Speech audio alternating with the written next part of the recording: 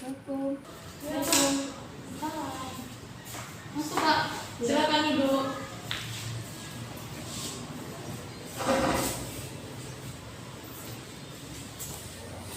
Silakan Kak, duduk.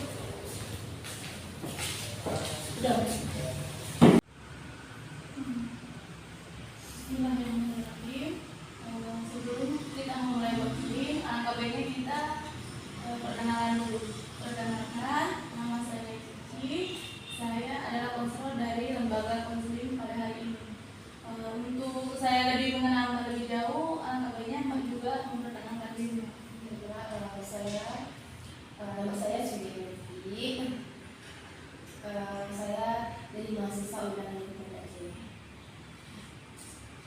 Sebelumnya Mbak kesini direkomendasikan atau kesukarelawan Mbak? Sebelumnya saya kesini karena sukarela, dan memang saya dari dulu juga mencari tempat konseling yang bisa mencari masalah. Sebelumnya Mbak sudah pernah konseling di tempat lain gitu Pak? Sebelumnya belum. Berarti kebetulan ini pertama kali Mbak konseling dengan saya. Mbak sudah tahu apa itu proses konseling individual? Jadi konseling individual itu adalah jadi Mbak konseling individual itu adalah proses bantuan kepada klien yaitu saya sendiri sebagai konselor dan Mbak sebagai klien atau konseling. Jadi proses konselingnya ini adalah face to face atau face to face Mbak. Jadi di sini kita sama-sama akan membacakan masalah yang ada pada Mbak. Dan tujuannya selain tujuan itu adalah tujuan lain. Jadi ketika Mbak mungkin mengalami kejadian yang sama seperti hari ini, Mbak akan bisa sendiri menyelesaikan masalah Mbak sendiri. Mbak, kita ada beberapa asas yang jadi kunci dari asas itu adalah asas kerahasiaan. Jadi di sini Mbak, kami akan menjaga asas kerahasiaan ketika Mbak membuka rahasia-rahasia yang Mbak berikan kepada kami. Jadi kami di sini tidak akan membocorkan kepada pihak lain atau siapapun itu Mbak. Karena Mbak sendiri, apalagi Mbak meminta sendiri kepada kami untuk menjaga rahasia itu. Apa di sini Mbak paham?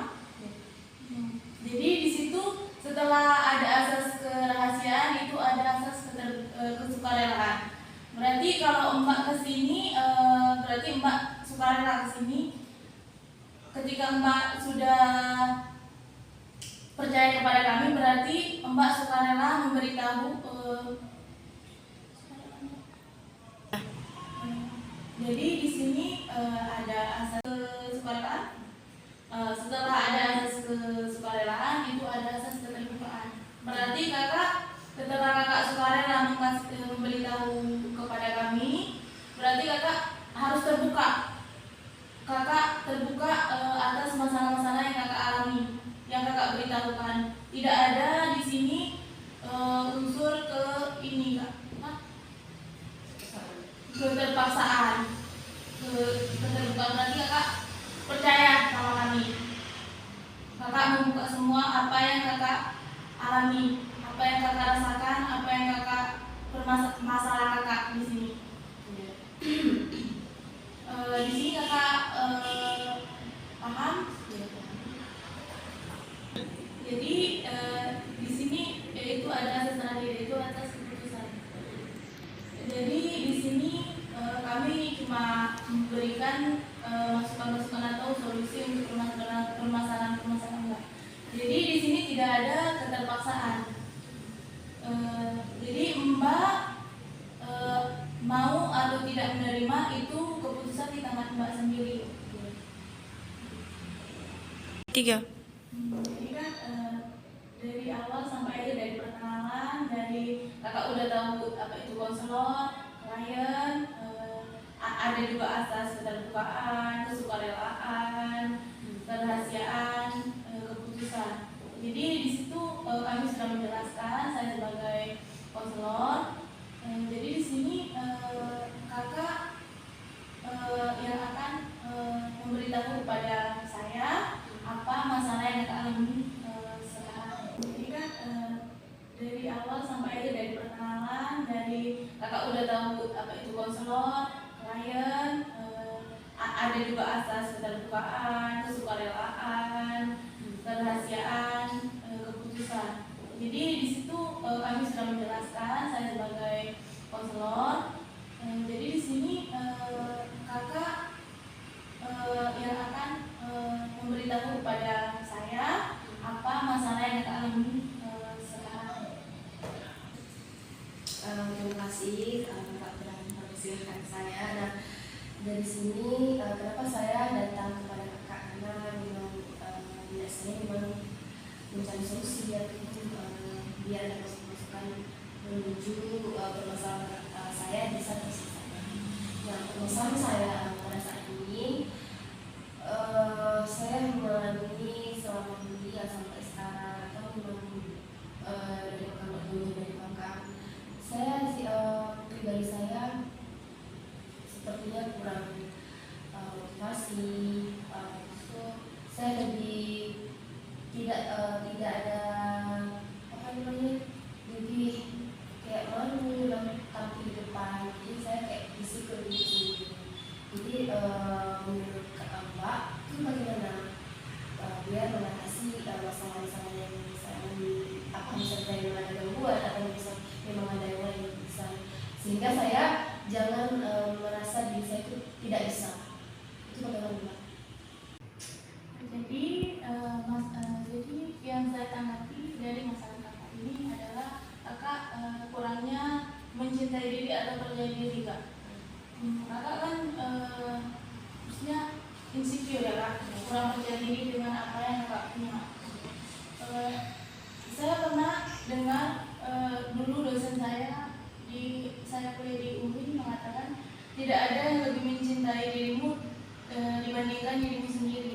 Jadi sebelum orang lain mencintai diri kakak, sebelum orang lain mencintai diri kakak, kakak lebih dahulu mencintai diri kakak, karena di situ yang mencintai tidak ya, orang yang lebih baik itu mencintai diri kakak itu adalah kakak sendiri. Dari situ kakak akan merasa percaya diri, termotivasi, karena kakak tahu kakak punya kelebihan dalam diri kakak. Kakak harus tahu di mana kakak tuh punya kelebihan dan keunikan tersendiri dalam diri kakak. Karena kalau kakak udah tahu di mana kakak ada kelebihan di diri kakak, itu akan membuat rasa percaya diri kakak itu hilang.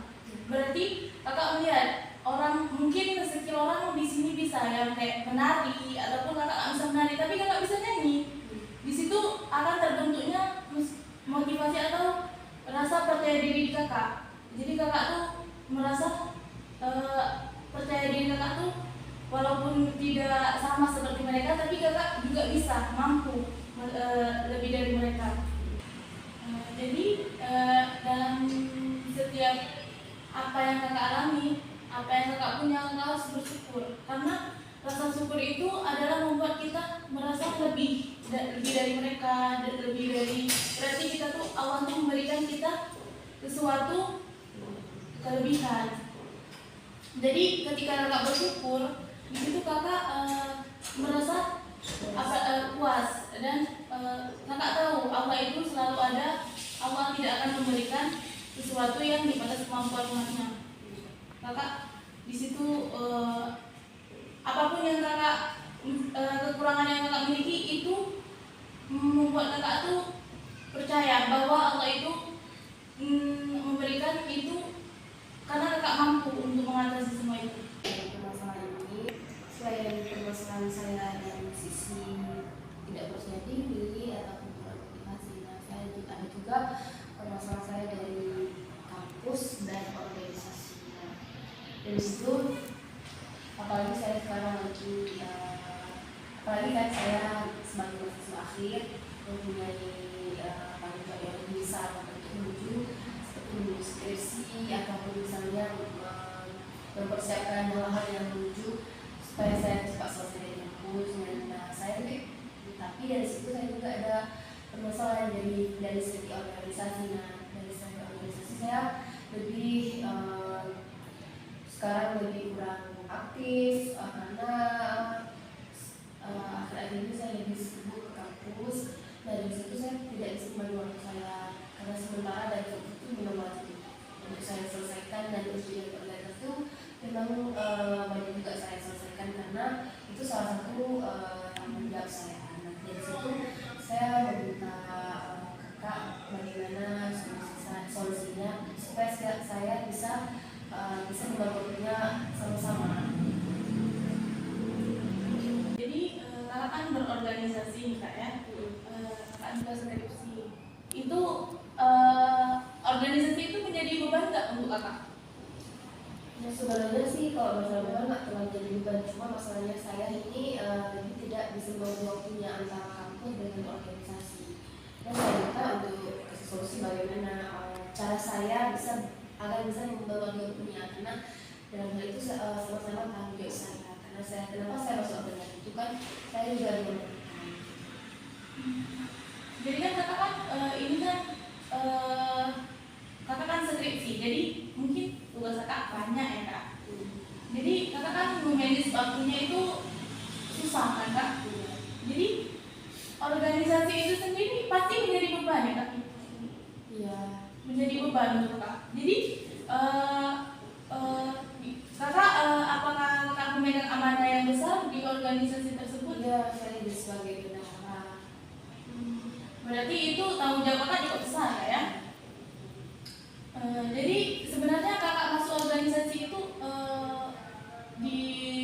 direkomendasikan atau kakak memang suka berorganisasi? Iya, saya memang kenapa saya masuk organisasi? Karena saya suka berorganisasi. Nah, tapi karena ada hal misalnya yang saya lebih harusnya saya selesaikan, nah jadi saya kurang ke organisasinya. Berarti kakak di situ amanahnya kurang kak ya?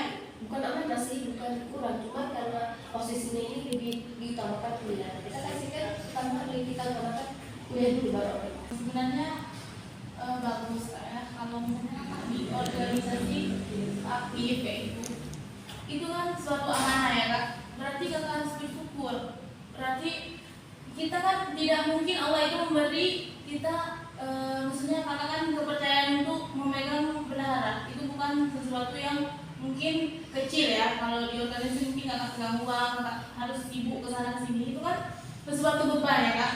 Jadi di situ berarti kakak Allah itu memberikan sesuatu yang kakak mampu menjalankannya. Orang lain mungkin tidak mampu, tapi kakak mampu, itu amanah kan. Tapi kalau kuliah itu menjadi amanah juga. Cuman kakak kalau mungkin kakak di sini harus memilih salah satu untuk kakak bisa memilih maksudnya yang diutamakan yang mana, kuliah atau organisasi. Karena kalau kuliah itu memang amanah dari orang tua. Mungkin kalau kakak sudah tidak mampu memegang amanah organisasi tersebut, kakak bisa mengundurkan diri dan digantikan oleh orang lain. Kakak bisa fokus ke skripsi kakak dulu. Setelah kakak sudah bisa untuk memanage waktu lagi, mungkin ada waktu luang untuk bergabung kembali, kakak bisa untuk mencoba bergabung kembali. Yang mengatakan Rasulullah SAW bersabda, janganlah melihat orang lihatlah orang di bawah kalian, dan janganlah lihat orang di atas kalian, karena yang demikian itu lebih layak bagi kalian, agar kalian tidak memandang hina nikmat Allah yang dilimpahkan pada kalian. Jadi di situ kita bisa bisa melihat kita harus bersyukur. Jika kita melihat orang yang kelebihan orang lain, kita tidak akan pernah menemukan kelebihan kita sendiri. Kita selalu merasa tidak percaya diri, insecure. Padahal Allah tahu, Allah memberikan setiap orang itu ada kekurangan dan kelebihan masing-masing. Cuma di saat kita tidak bisa melihat kekurangan dan kelebihan kita masing-masing, kita merasa tidak percaya diri. melihat orang lain di sana mungkin yang kurang percaya diri, yang mungkin banyak orang di sana yang memiliki kekurangan lebih banyak daripada kita. Jika kita melihat orang yang seperti itu, kita merasa bersyukur, berarti kita masih diberikan Allah lebih baik daripada mereka di luar sana. Seperti kita terkadang kita melihat orang, contohnya seperti ini, kita sering melihat, kita merasa bergabung dengan mereka mungkin tidak pantas, merasa kayak kita orang miskin yang nggak punya apa-apa, kita merasa menyalahkan diri kita, gitu kan. Itu membuat sebenarnya itu membuat kita insecure. Tapi jika kita melihat orang di sana, di luar sana, mungkin kita melihat orang yang tidak makan di luar sana, mungkin tidak mempunyai tempat tinggal. Jadi kalau kita melihat orang seperti itu, jadi kita merasa bersyukur, merasa percaya diri, merasa berarti Allah itu masih memberikan sesuatu yang banyak untuk kita. Sementara di luar sana mungkin masih ada yang mempunyai kekurangan di balik kita. Dari situ kita merasa bersyukur karena di situ kita melihat masih banyak orang yang lebih membutuhkan daripada kita. Sebelumnya saya terima kasih kepada Kak Ina telah membuat saya lebih ada masukan ataupun juga karena masalah-masalah yang saya hadapi mungkin lebih ada jalan keluarnya dari segi keesikul ataupun tidak terpercaya itu, mungkin ada satu arahan dan ada satu masukan supaya saya tidak seperti itu lagi. Terima kasih juga kepada kakak Ina telah membuka pikiran-pikiran saya yang mana terlebih dahulu itu tidak seperti itu. Nah, sekarang tidak terbuka. Insyaallah saya akan melakukan yang mana yang harus saya lakukan. Yang saya lebih bersyukur apa yang saya miliki dan saya lebih kedepannya saya lebih belajar lagi bagaimana seorang harus itu lebih mempunyai kepercayaan diri. Saya juga berterima kasih kepada kakak karena kakak sudah meluangkan waktu kakak ke sini, sudah mau percaya kepada saya sebagai konselor dan kakak konseling, sudah mau terbuka atas kerahasiaan yang kakak miliki. Mungkin di luar sana kakak tidak bisa membagikan semua rahasia kakak, tapi di sini kakak bisa membagi rahasia kakak kepada saya. Kakak terbuka dan semoga solusi-solusi yang saya berikan kakak bisa menerima dan bisa termotivasi dan dapat membantu kakak dalam menyelesaikan masalah.